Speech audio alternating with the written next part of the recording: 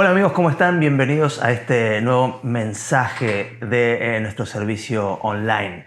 Y también bienvenidas a todas las extensiones. Hace tiempo que no grababa, hace un par de semanas en realidad.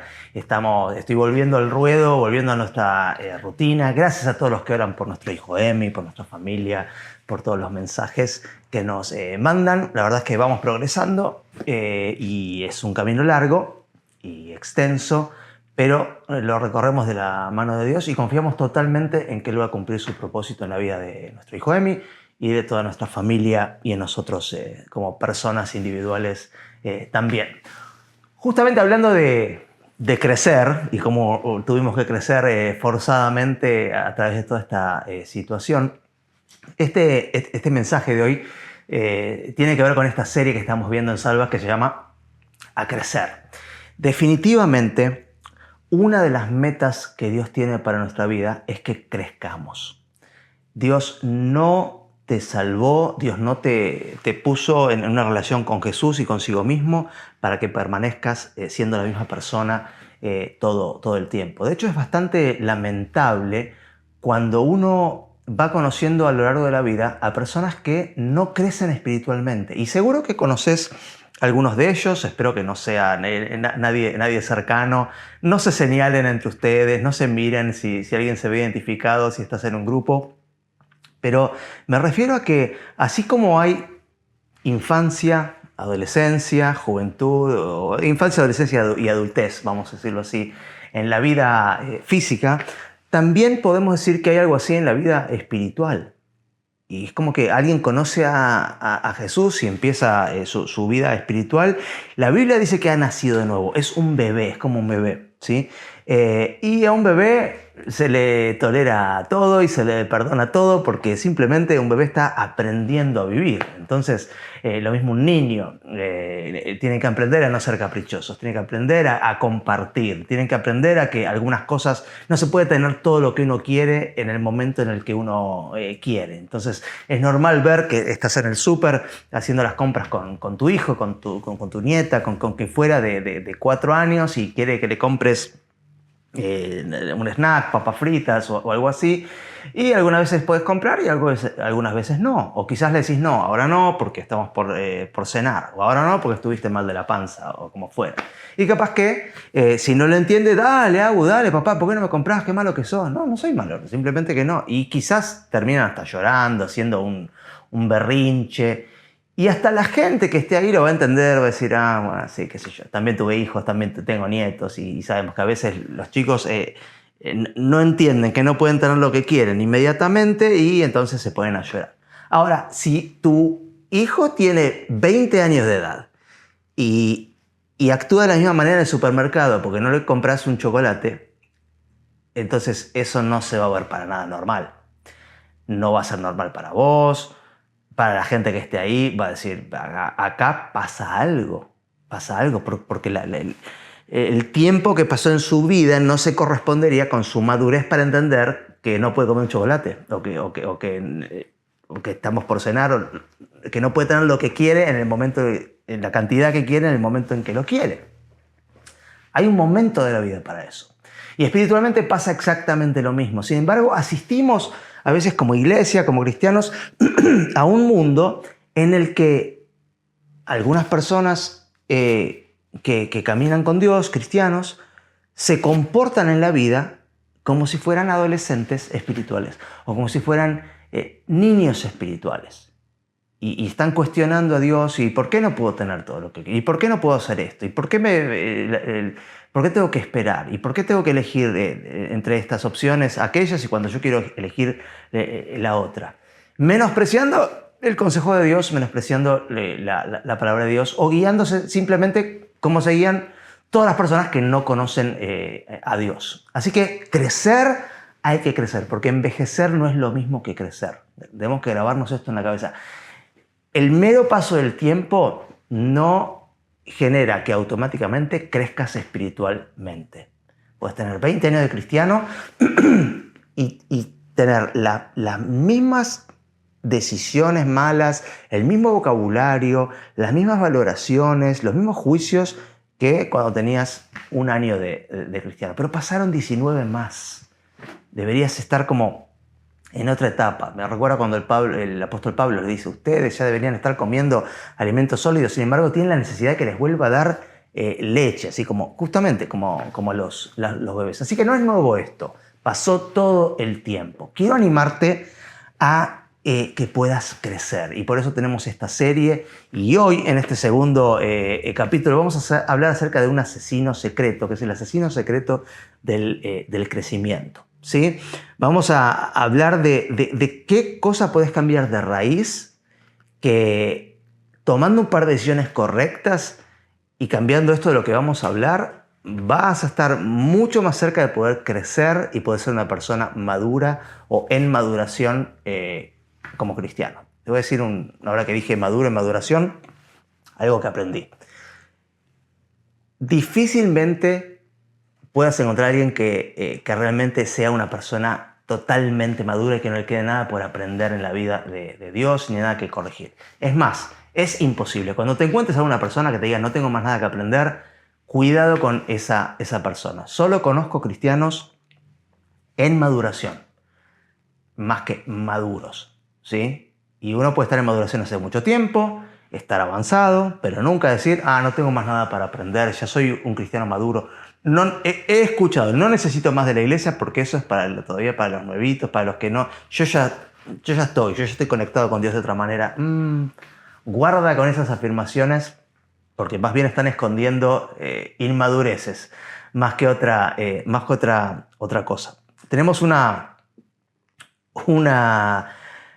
imagen ahí que vamos a poner en pantalla de un brócoli y sus raíces. Levanten la mano donde sea que estén si les gusta el brócoli. Ha ganado mucha más. Cuando yo era chico el brócoli no existía. De hecho, la primera vez que vi un brócoli, digo, ¿qué es esto? Un árbol, un bonsái más chiquito que un árbol, que un bonsái mismo. Es un bonsái de un bonsái. Bueno, está bastante bien. Es como una versión, en mi caso es como una versión, el brócoli es como una versión más copada que del coliflor, que es horrible y blanco y por lo menos tiene color.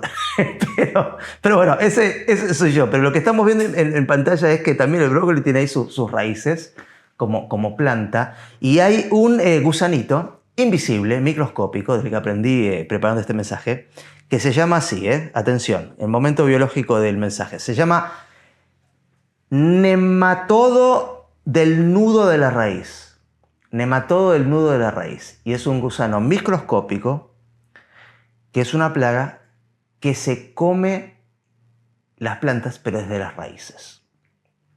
Es decir, el resultado de que este gusano, de que esta plaga esté afectando a la planta, no se ve hasta que a veces es demasiado tarde. No es como las hormigas que van y te comen la planta, las hojas, sino que lo que hace es que impide que la energía, que las raíces puedan absorber energía de la tierra y de sus nutrientes y del agua, ¿sí? Le hace como nudos, por lo que leí y entendí, que le impiden pasar la energía. Por eso, de hecho, se llama nematodo del nudo de la raíz, como que le hacen nudos a las raíces.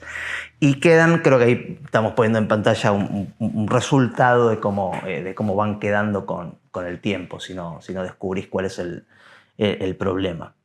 Y definitivamente, ¿cuántas veces nos pasó que ves personas que han aprendido a hacer la performance de cristiano, de cómo uno se maneja en la iglesia, de lo que dice, lo que no dice, de cómo, todos los códigos, pero con el tiempo no están más? Y decís, ¿cómo pasó de un día para el otro esto? Nunca pasó de un día para el otro. Había un problema de nudo de la raíz, no estaba pasando la energía. ¿Sí? La planta se ve bien por afuera, pero después en el interior, en la raíz, no estábamos bien. Entonces quiero ayudarte a que no permitas que esto pase en tu vida. Nunca nuestros mensajes son para apuntar a otros, son para apuntar a nosotros mismos, ¿sí?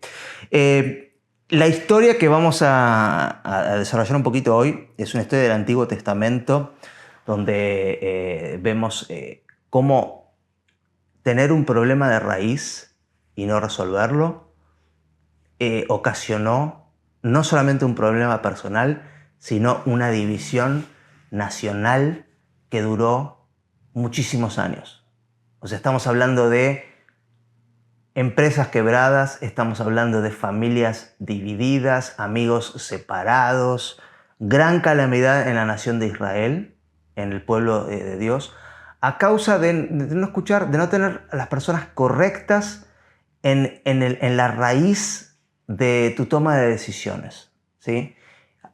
Vamos a hablar acerca de eso un poquito, ¿sí? Bueno, Salomón era rey de Israel, había sido Salomón, hijo de David, el rey David, conocido, bueno, después vino Salomón. Ahora vamos a hablar de un hijo de Salomón, de nombre Roboam, ¿sí? Y la historia viene así. Salomón, por más que fue un tipo muy, muy sabio, y Dios dijo que no había sabiduría como lo que había encontrado en él, esto no lo privó de equivocarse mucho, y sobre todo al final de sus días. Lo cual me hace pensar, y decir, cuidado, porque los más sabios, si se dejan estar, si se creen su personaje de sabiduría, también podés terminar tomando decisiones muy, muy estúpidas porque te dormiste en los laureles de tu gran sabiduría de años antes. Entonces, nunca tenemos que dejarnos estar, de estar bien cerca del consejo de Dios para no cometer estupideces en nuestra vida. Salomón había puesto dice la Biblia, un yugo, es decir, le cobraba altísimos impuestos y hacía que mucha gente del pueblo tuviera que trabajar gratis con trabajos forzados para él, en especial, según dicen, en todas estas grandes obras que hizo, como el super templo de Dios y muchas otras. Fue un momento de mucho crecimiento, pero parece que la gente tuvo que sangre, sudor y lágrimas. Esto provocó que en algún momento uno de sus generales se rebelara, de nombre Jeroboam, ¿sí? De apodo Jero, no creo, pero quizás sí, quién sabe, Robo y Jero. Y Jeroboam, de hecho, pidió que un poco a Salomón que aflojara un poco la mano. Salomón dijo que no, y Jeroboam se fue exiliado a Egipto, ¿sí? Con bastante gente del pueblo que lo siguió. Entonces, volvemos a esta época de Roboam. Salomón ya no está. Roboam, heredero al reino, tipo joven, ¿sí? Empieza a reinar para todo Israel y vuelve Jeroboam de Egipto. Y entonces se presenta ante él contra la gente y le dice una cosa que tiene bastante sensatez. Dice, tu papá se le fue la mano, nos cobraba impuestos de más, nos hacía trabajar de más y la verdad que nos estaba asfixiando. Y por lo tanto tuvimos que irnos y mucha gente se tuvo que rebelar y buscar su casa en otro lado. Y le dice, si vos nos tratás mejor, nosotros estamos dispuestos a volver y a remar y a seguir haciendo una gran nación. Si simplemente nos tratás mejor. Y lo que sigue tiene ahí en sus notas es lo que ocurrió. Dice, el rey Roboam consultó con los jefes que en vida de su padre Salomón habían estado a su servicio. O sea, va con los ancianos, ¿sí? O con los, no vamos a decir ancianos, con los experimentados, los tipos que ya habían vivido, ¿sí? Y habían estado con Salomón. Y le dice, ¿qué me aconsejan ustedes que responda a este pueblo? A este pueblo, o sea, no eran una familia o dos, eran un montón. Y ellos le respondieron, si usted se pone hoy al servicio de este pueblo, o sea, fíjate, como líder se pone al servicio de este pueblo, es condescendiente con ellos y les responde con amabilidad, ellos les servirán para siempre. No había mucho que hacer, ¿no? Había que adoptar una postura lejos de la soberbia, lejos de decir, acá soy el rey y mando yo, ¿sí? Como dicen en inglés, my way or no way, ¿no? Como dicen, o sea, de mi manera o de ninguna manera. Y tratar de decir, bueno, negociemos, listo, yo soy el rey, ustedes son el pueblo, está bien, es cierto, bueno, a ver cómo podemos hacer para tener más horas libres, cómo podemos hacer para que no haya tantos impuestos, para que sigamos construyendo juntos una nación, ¿sí? Y esto le aconsejaron los experimentados. Ya habían visto lo mal que le había ido a Salomón, con esta cosa de la mano dura y con creerse, bueno, yo como soy el gran sabio, me tienen que obedecer o irse. Dice, pero Roboam rechazó el consejo que le dieron los jefes y consultó más bien con los jóvenes que se habían criado con él y que estaban a su servicio. O sea, fue con los compañeros del colegio secundario. Fue con los compañeros de infancia y de adolescencia, ¿sí? Y le dice, ¿y ustedes qué me aconsejan? Les preguntó a su grupo de amigos, a su banda de amigos. ¿Cómo debo responderle a este pueblo que me dice, aliviennos el yugo que su padre nos echó encima? Y aquellos jóvenes que se habían criado con él contestaron, este pueblo le ha dicho a usted, su padre nos impuso un yugo pesado, hágalo usted más ligero. Pues bien, respóndales de este modo, mi dedo meñique es más grueso que la cintura de mi padre. Arrancamos mal. Arrancamos mal, ¿no? Dice, si él les impuso un yugo pesado, yo les aumentaré la carga. Y si él los castigaba a ustedes con una vara, o sea, con algo de madera, con un palo, yo lo haré con un látigo. Al tercer día, en la fecha en que el rey Roboam había indicado a Jeroboam, Jeroboam regresó con todo el pueblo para presentarse ante él. Pues les había dicho, vuelvan en 3 días para saber mi respuesta. Pero el rey Roboam respondió con brusquedad, o sea, fíjate cómo ya no es solo el mensaje, sino la forma, con brusquedad, rechazó el consejo que le habían dado los jefes y siguió más bien el de los jóvenes. Entonces dijo, si mi padre les impuso un yugo pesado, yo les aumentaré la carga, y si él los castigaba a ustedes con una vara, yo lo haré con un látigo. El resultado de hacerle caso al consejo de los más jóvenes e inexpertos, a su grupo de amigos que quizás no sabían mucho de reinar, me imagino que no deberían saber mucho de reinar, en vez de escuchar a los tipos que tenían más experiencia y que buscaban lo mejor para todos, fue lo que se conoció como la división del reino de Israel. En ese momento, no sé cuánto sabrás de historia de la Biblia, y te cuento, no te puedo que asumir que lo sepas, ¿sí? Hasta ese momento el pueblo era uno, eran 12 tribus. Desde ese momento se dividió el norte y el sur. En el norte Israel, 10 tribus, y en el sur Judá, a cargo de Roboam. Y de hecho Israel puso como rey a Jeroboam. Pésimo le salió el quererse hacer el guapo y quererse decir my way or no way. Pésimo le salió. Mi dedo meñique es más grueso que la cintura de mi papá. Roboam, ¿quién te crees que sos? Pésimo le salió. Pasar a la historia como el rey que partió en dos el pueblo de Dios. O sea, hasta el día de hoy, que un tipo acá desde un estudio en Buenos Aires, Argentina, está hablando de él, poniéndolo como el ejemplo de algo que salió mal. Qué caro que le salió.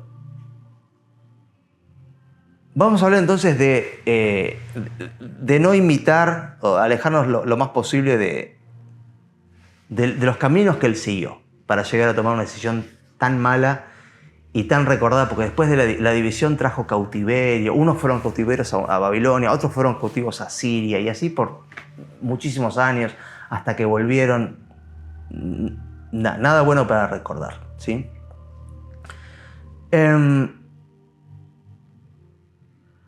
Digamos que ese asesino secreto del crecimiento, nosotros hoy vamos a simbolizarlo con la mesa una mesa virtual, una mesa imaginaria, vamos a decir la mesa de la sabiduría. Es la mesa a la que invitamos a ese grupo selecto de personas, 4 o 5, que están con nosotros, las personas que les damos permiso para hablar a nuestra vida y para formar las bases en base a las cuales tomamos decisiones sabias o no sabias para nuestra vida. Todos nosotros nos sentamos en toda clase de mesas a lo largo de la vida, simbólicamente, ¿no? Hoy mismo tenés una mesa de la familia, que es tu familia. Esa no la elegís, sobre todo si sos hijo, ¿no? Hasta que te independizás y formás tu familia, a esa mesa no elegís a tus padres, no elegís a tus hermanos, no elegís a tus primos ni a tus tíos. Es la mesa que te tocó, ¿sí? La mesa del trabajo, no los elegís, es la mesa que armó tu jefe y te dijo quiero que trabajes con este, con esta y con esta, y son los que te tocaron en la mesa, hay que trabajar con ellos, te guste, no te guste, podrás tener un poquitito de decisión, Si vos armas tu propio negocio, podrás decir que se siente ahí, pero no son mesas en las que uno decide, tus compañeros de universidad o de facultad o de clase, son los que te tocaron, ¿sí? Y hay que estudiar con ellos y trabajar con ellos y hacer los trabajos con ellos. Lo que vamos a decir que es la mesa de la sabiduría son entonces personas a las que vos les das permiso que hablen a tu vida. Son los videos, en la mesa de la sabiduría de tu vida puede estar TikTok sentado diciéndote con su algoritmo, bueno, qué videos van a formar tu impresión de lo que está bien y lo que está mal, de lo que está bueno y lo que no está bueno, de lo que trae felicidad y de lo que no. Los podcasts que escuches, lo mismo, los libros que leas, lo mismo, y tenés toda la decisión del mundo, nadie te va a obligar a mirar o a escuchar o a sentar a tu mesa de la sabiduría a esas fuentes de información, ¿sí? Entonces, vamos a decir así, para el propósito de este mensaje, el asesino secreto de tu crecimiento son las personas equivocadas en tu mesa de sabiduría. Las personas equivocadas en tu mesa de sabiduría. Muchas veces las malas decisiones se toman en grupo, sobre todo en la adolescencia. Recordá tu propia adolescencia. Recordá una macana, una situación, un lío que hayas armado siendo adolescente. Y es muy probable que no lo hayas hecho solo ni sola. Yo estoy tratando de acordarme. Una vez casi descarrilamos un tren. No fue mi idea, pero participé de la idea. Es como que en la adolescencia no tenemos tanta conciencia del peligro y de las consecuencias, pero es como decir, bueno, un adolescente, un cerebro, 2 adolescentes, medio cerebro, 3 adolescentes, ningún cerebro. No es necesariamente así, pero es como que así, como que hay una propensión muy sencilla a meternos quizás en líos o no medir las consecuencias. Y quizás te pase recordar en compañía de quiénes estabas cuando te metiste en problemas. Y tampoco es patrimonio de los adolescentes, puede ser adulto y también es lo mismo. A quien tengas sentado en tu mesa de sabiduría, eso puede transformarse en una virtud para tomar grandes decisiones o en un asesino de tu crecimiento y de tu juicio para tomar buenas decisiones. Vamos a hablar un poquitito de eso entonces. Tu mesa de sabiduría, 3 cosas que hace o que está haciendo, ¿sí?, en tu vida. En primer lugar, tu mesa de la sabiduría está enmarcando tu perspectiva. Enmarcando tu perspectiva, la forma en que ves la vida. Los lentes, yo estoy estrenando lentes, perdón, lo tenía que decir, pero... Y de hecho es una experiencia, estoy un poco contento, porque creo que los tengo puestos hace media hora nada más. Pero enmarcan mi experiencia de la vida, sobre todo porque son multifocales y es como que hago un gran esfuerzo para leer la pantalla. Veo todo, mi cerebro se tiene que acomodar a esta nueva perspectiva de la vida, ¿sí? Pero a veces tenemos una perspectiva de la vida que es la que las personas de las que nos rodeamos nos dieron. ¿Te diste cuenta que si vos miras algo en Instagram, después te empiezan a aparecer como todas las mismas cosas hasta que vos le decís, hey, esto no me interesa más? Digo, mirás alguna jugada de fútbol del Mundial 86, te empiezan a aparecer un montón de jugadas de fútbol del Mundial 86. Mirás un video de barcos chocando entre sí, te empieza a aparecer un montón de reels de barcos. Y cada uno va teniendo una experiencia customizada en base a lo que creen que te interesa. Y esto explica muy bien que hay muchas formas de ver el mundo. Hay muchas formas de ver el mundo. Y si vos te has sentado en tu mesa de la sabiduría personas o fuentes de información que están llevándote a ver el mundo de una manera equivocada, va a ser muy difícil que te des cuenta de que hay otras maneras de verlo. Y el ejemplo que te di de Instagram es una tontería, barcos chocando, pero si vos formás convicciones de que da lo mismo seguir los pasos de Dios a la hora de formar una pareja que seguir los no pasos o los pasos random del mundo, bueno, entonces Sí, probablemente creas que es la única manera de hacerlo, pero y no puedes reconocer que hay otras mejores maneras de hacerlo. Tener una mesa, entonces, de la sabiduría, para bien o para mal, buena sabiduría o mala sabiduría, enmarca tu perspectiva de cómo ves el mundo, ¿sí? Muchas veces, y ustedes saben que Salva, que es una iglesia donde abrazamos a todos y tenemos gracia con todos, pero la verdad tiene que ser dicha, muchas veces la perspectiva del mundo contradice la perspectiva de la palabra de Dios. En muchas áreas de la vida, en el valor que hay que darle al servicio al prójimo, en buscar la justicia, en el rol de lo material en nuestra vida y en muchas otras cosas también, ¿sí? Otro ejemplo que te puedo dar de esto, ¿sí? Y te doy un ejemplo de mi propia vida.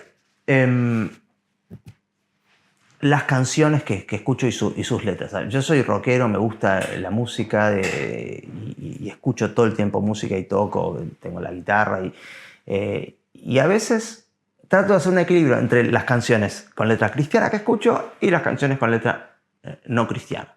Escucho todo, ¿sí? O sea, no soy de los que dicen, ay, no, música que no sea cristiana. No, para nada. Hay música que me encanta, que forma parte de mi vida y canciones de toda mi vida que me encanta escuchar y las seguiré escuchando por siempre. Pero simplemente puedo, o debo y puedo, por ahora, discernir que porque me gusta una canción, no todo lo que dice su letra es algo que yo sostenga o que sea real para mí o que sean valores que yo sostenga. Puedo escuchar la canción, puedo disfrutar de los acordes, de las cadencias y de la virtud de los músicos, pero sin creer todo lo que dice esa letra. Y también puedo decir, bueno, ya escuché bastante, ahora voy a escuchar un poco, no sé, esta mañana, el otro día, ayer, si no me equivoco, sí, me puse una playlist toda de música cristiana, te van a escuchar música cristiana y como que vas balanceando un poco, ¿sí? Entonces, esta cuestión del balance y de los frenos y los contrapesos siempre está presente, lo he dicho en otros mensajes, nunca es todo un lado o todo el otro lado. Es más fácil la vida en los extremos, ¿sí? Pero no quiere decir que esté la vida correcta, ¿sí? En el balance y en el discernimiento, y puedes decir, bueno, un poco de esto está bien, un poco de esto otro, y voy compensando mis fuentes. Y voy entendiendo, ¿sí? Cómo se interrelacionan entre sí, cómo Dios y el mundo pueden acoplarse, no convirtiéndose en una cosa tibia que no es ni lo uno ni lo otro, sino diciendo, mi mente está en el cielo, mis pies están en la tierra. Y soy ciudadano del cielo, pero vivo acá. Entonces, puedo tener una perspectiva entonces correcta del mundo. Miren lo que dice Proverbios 15:22. Dice, cuando falta el consejo, fracasan los planes. Cuando abunda el consejo, prosperan. En segundo lugar, una mesa de la sabiduría está para moldear tu corazón. Moldear tu corazón. Miren lo que pasó con Salomón. Salomón tenía parte de su evidente desliz por decirlo amablemente, dice que llegó a tener 700 mujeres, 700 esposas. Digo, no sé, ¿para qué tantas? Creo que difícilmente se podría acordar ni el nombre de cada una de sus esposas, pero miren lo que dice 1 Reyes 11, dice, en efecto, cuando Salomón llegó a viejo, está tratando de hacer foco con los anteojos, me están volviendo loco, sus mujeres le pervirtieron el corazón, de modo que él siguió a otros dioses y no siempre fue fiel al Señor, tu Dios, como lo había sido su padre. No voy a caer en la estupidez de decir, ay, las mujeres te llevan. No, obviamente que no. Daría lo mismo si fuera una mujer con 700 maridos. El punto es este, ¿a quién sentás a tu mesa de la sabiduría? Claro, estaba rodeado de 700 mujeres y las 700 mujeres tenían otros dioses y bueno, en algún punto se ve que cuando era viejo dijo, bueno, más sí, me voy con los otros dioses también. Fue parte de su desliz. O sea, las personas que sentó, de las que se rodeó, terminó siendo como ellas. ¿No te pasa cuando ves a alguien que entra en un grupo? Pasa mucho con los chicos, ¿no? Forman una tribu o entran en una tribu, en un grupo, y es como que tienen su propio código, sus palabras que tienen su propio, le asignan un significado propio para ellos, o o giros idiomáticos o un lenguaje como interno. Lo mismo te pasa a la hora de tomar decisiones. Yo hubo un tiempo que estuve empleado en un estudio legal donde todos eran de una manera no agradable, de una manera desagradable. Y recuerdo que a mí no me gustaba, pero con el tiempo empecé un poco a ser como ellos, con las mismas contestaciones, con una vocación por encontrar el error del otro, de disfrutar de hacer trabajar con miedo al otro y humillarlo para ver qué error cometió. Me acuerdo una vez, yo dirigía los ensayos en mi primera iglesia, ¿no? Estoy hablando hace 20 años o más. Y alguien no se había aprendido la letra y yo dije, bueno, o sea, no se aprendió, ¿alguien más no se aprendió la canción? Tipo, si yo no soy así. Pero claro, me estaba juntando demasiado tiempo en ese ambiente laboral tóxico, se me empezaron a pegar las formas y las empecé a llevar a otros ámbitos. Me acuerdo sus caras como diciendo, ¿y este comentario de dónde viene? Y esta comparación y esta acidez, ¿de dónde viene? Bueno, de las 700 esposas, de las personas con las que te rodeas y les das permiso para que se sienten a tu mesa, ¿sí? Como siempre decimos, estate con todo el mundo que quieras estar, pero no le des a todo el mundo permiso para que moldee tu corazón.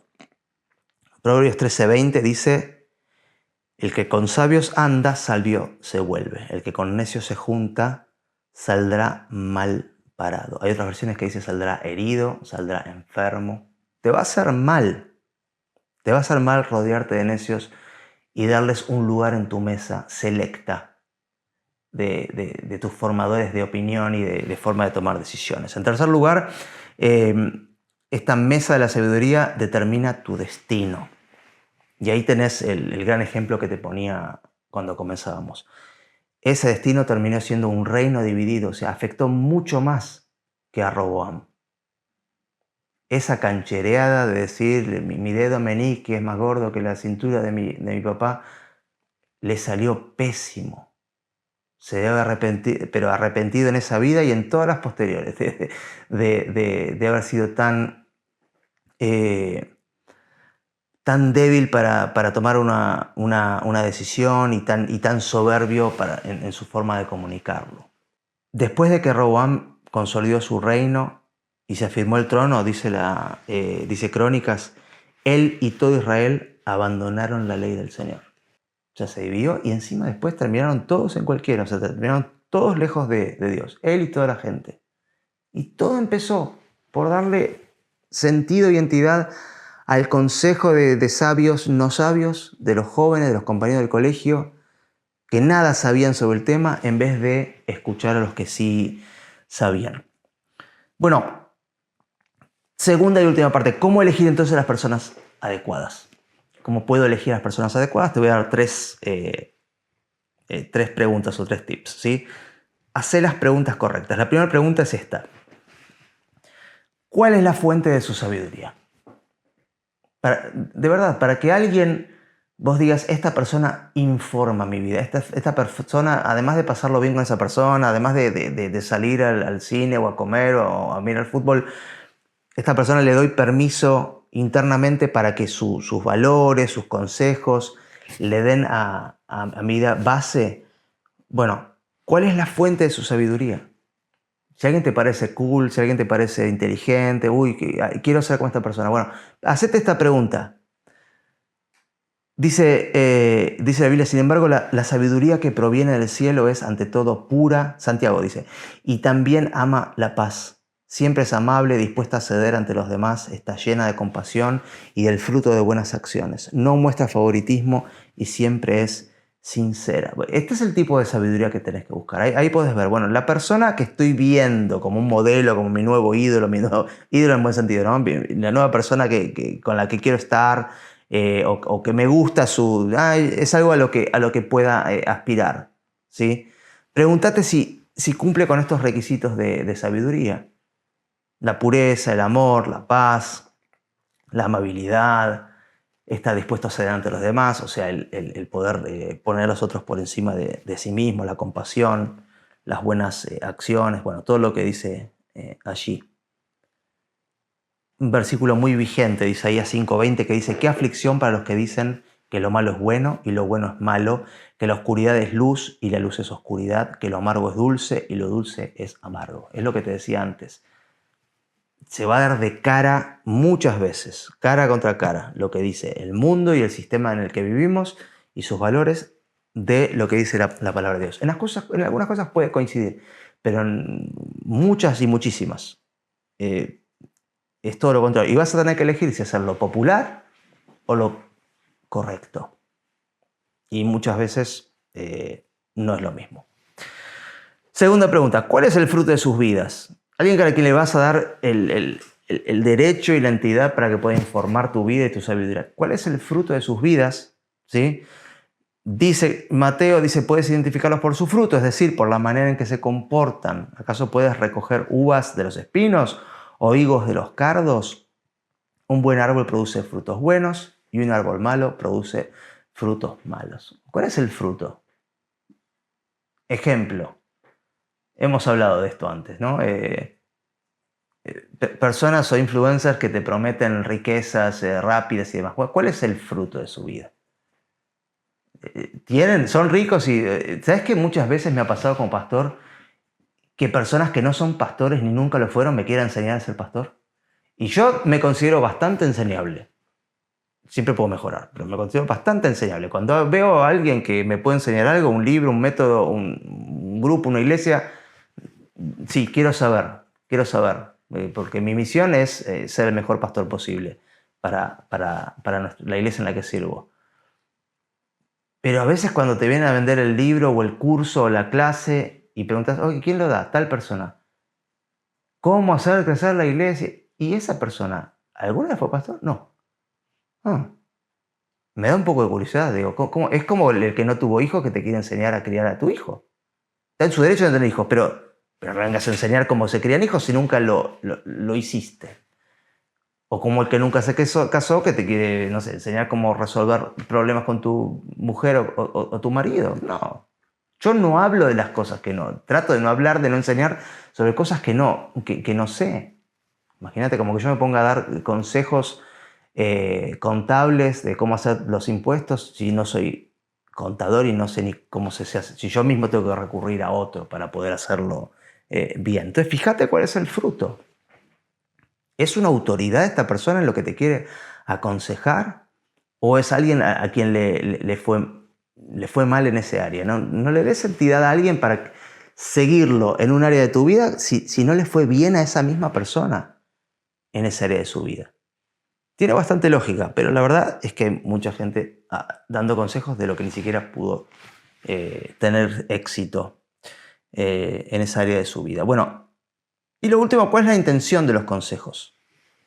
Porque tenés que buscar definitivamente personas que te quieran ayudar de corazón. Hay personas que van a querer manipularte para obtener algo de vos. Y vos te van a decir: vení conmigo, haz lo que yo hago, seguí estos consejos. Quizás lo que quieren simplemente es compañía en el desastre, en el fracaso, no somos buenos, pero somos muchos, no sé. Fíjate, o sea, tratar de discernir un poco la intención. Me ha pasado tantas veces ver personas que venían bien en la fe y empezaron a tener compañías que no eran las mejores, incluso dentro de la iglesia, y después terminan con esas manias o alejados directamente de la iglesia. Me ha tocado a veces escuchar cosas tan contradictorias. Pasó un montón de veces, que no lo digo por nadie en particular.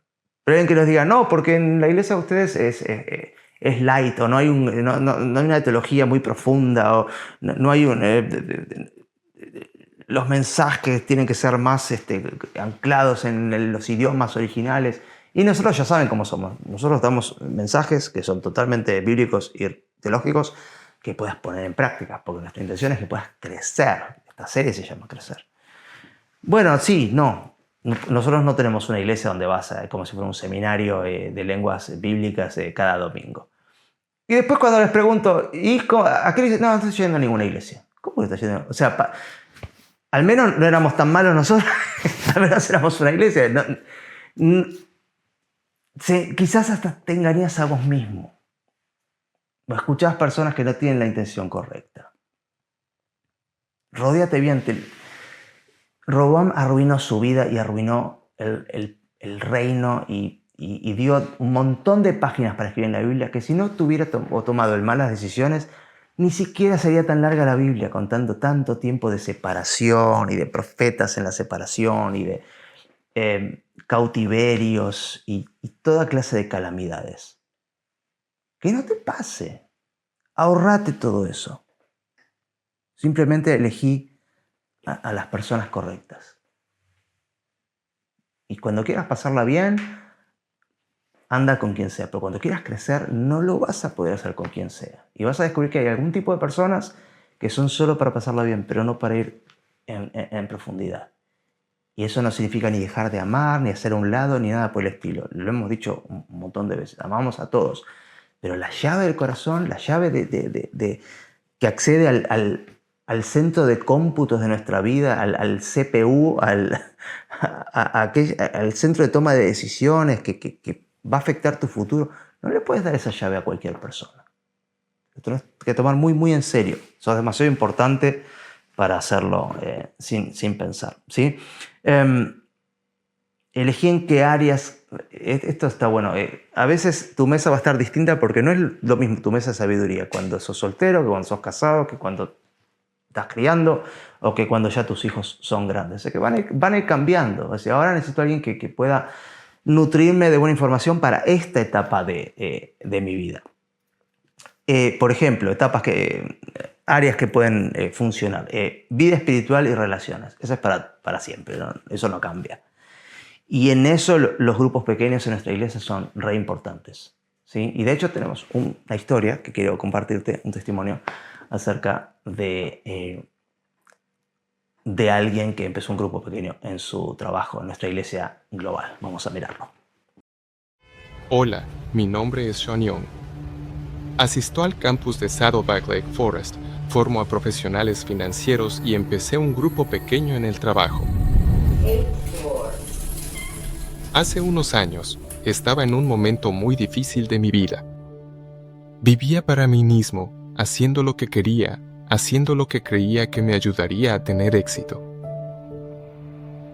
Y eso me llevó a Colorado, donde no tenía a nadie en quien apoyarme, y simplemente Dios me despojó de todo. Un amigo que conozco desde la secundaria, Stephen Moon, es el pastor del campus en South Bay. Y me dijo, bueno, el año pasado tuvimos esto llamado una vida, y escribí tu nombre ahí, y he estado orando por ti. Un amigo de la secundaria que oraba por mí y tener esa relación con él, me trajo de vuelta a Dios. Todo lo que hice me llevó finalmente a mi ruina. Y luego, cuando escuché a Dios hice lo que Él quería. Él simplemente unió los puntos. Creo que así fue como finalmente regresé a California.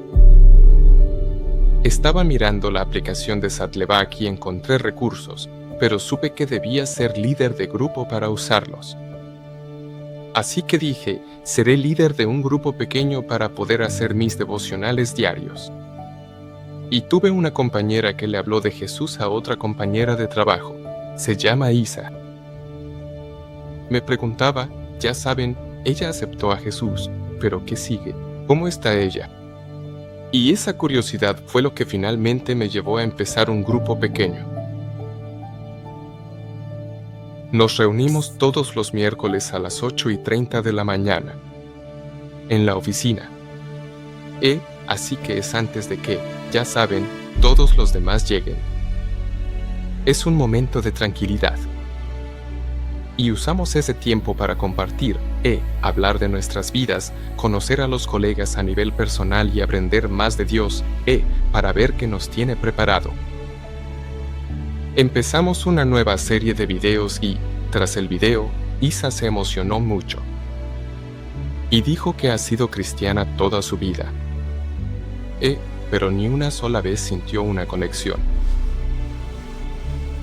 Y mientras hablaba, me di cuenta de por qué Dios me puso en este camino de empezar un grupo pequeño. Empezar un grupo pequeño, me ha impactado mucho más de lo que creía y pensé que lo hacía por alguien más. Y saben, invito totalmente a otros, si tienen el llamado, si tienen ese pequeño deseo de empezar uno, den el primer paso, porque no tienen idea de a dónde los llevará Dios.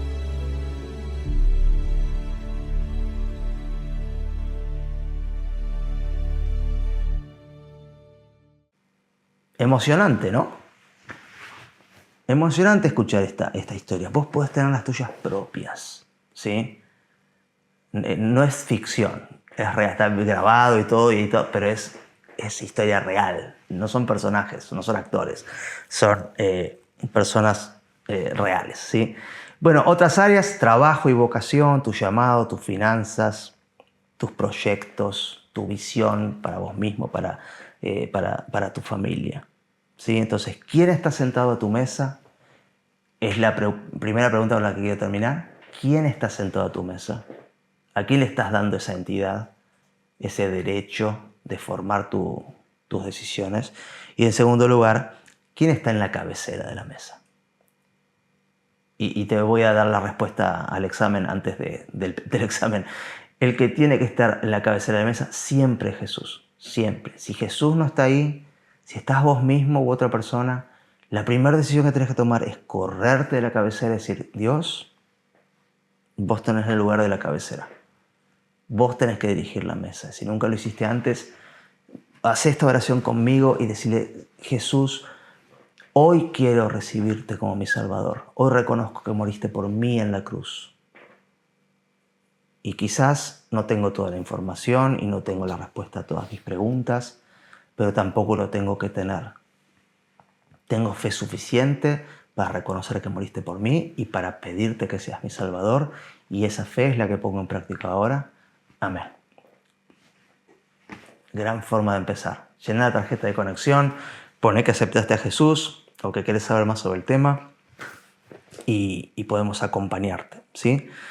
Dice el último versículo de Efesios: Dios sometió todas las cosas al dominio de Cristo y lo dio como cabeza de todo a la iglesia. Esta, que es su cuerpo, es la plenitud de aquel que lo llena todo por completo. Ese Dios es el que tiene que estar sentado en la cabecera, porque ese es el Dios que quiere que crezcas y no le va a dar nada más placer que vos lo invites a que impulse y guíe ese crecimiento. Nos vemos la semana que viene y seguimos juntos aprendiendo a